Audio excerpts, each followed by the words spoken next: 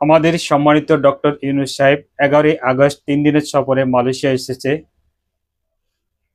তার থেকে অনেকে আশা করে আছে যে মালয়েশিয়া অবৈধ লক্ষ লক্ষ প্রবাসী রয়েছে, বৈধতা পাওয়ার জন্য অনেকে অপেক্ষা রয়েছেন এমন একটা সুখবর পাওয়ার জন্য। আর ওদিকে বসে আছে হাজারো বাংলাদেশি ভাইরা, নতুন করে কলিং ভিসা কবে সুখবর পাবো সেই অপেক্ষা এই ডক্টর ইউনূস সাহেবের জন্য। দুই দিকে দুই বাংলাদেশি ভাইরা অপেক্ষা করছে। আশা করা যাইতে পারে যে এরকম একটা সুখবর আমরা পেতে পারি। তার জন্য অনেক প্রবাসী ভাই বৈধতা হওয়ার জন্য বাংলাদেশ এম্বাসিতে চিঠি দিয়েছে যাতে তাদেরকে বৈধ দেওয়া হয়।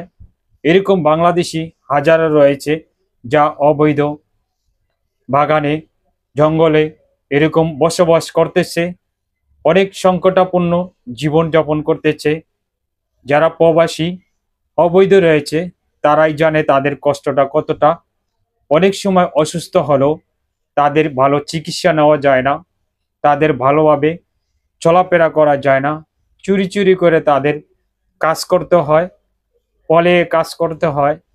কিন্তু কলিংয়ের চাইতে বেশি দরকার হলো আমরা যারা অবৈধ প্রবাসীরা রয়েছি তাদেরকে বৈধতা দেওয়া। তাদের জীবনে চাইলেও কোনো কিছু করা সম্ভব হয় না, কারণ তারা অবৈধ।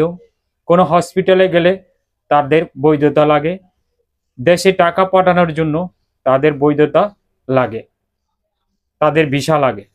তো অতএব আমাদের যারা প্রবাসী রয়েছে অবৈধ রয়েছে তাদের সবারই আবেদন, সবারই আকাঙ্ক্ষা ডক্টর ইউনূস সাহেবকে ঘিরে যদি তাদেরকে বৈধতা দিত তাহলে তাদের জীবনটাই পাল্টে যেত, জীবনটাই সংকটাপন্ন থেকে তারা পরিপূর্ণতা পেত।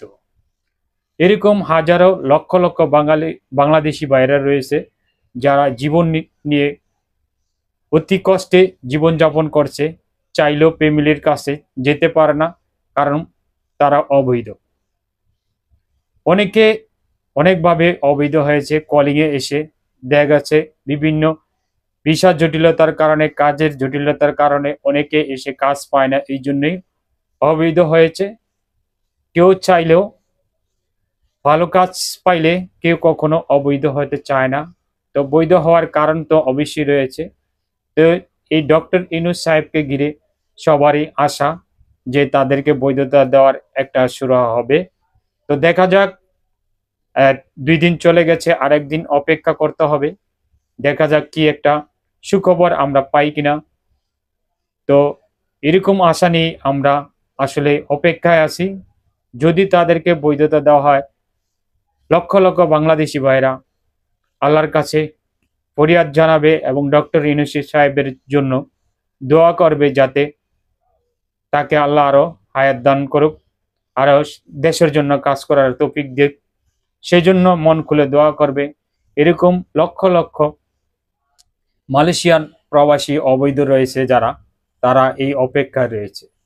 তো ভিডিওটা বেশি বেশি শেয়ার করে দিবেন যাতে মালয়েশিয়া অবৈধ প্রবাসীরা রয়েছে তারা যেন বৈধ হতে পারে।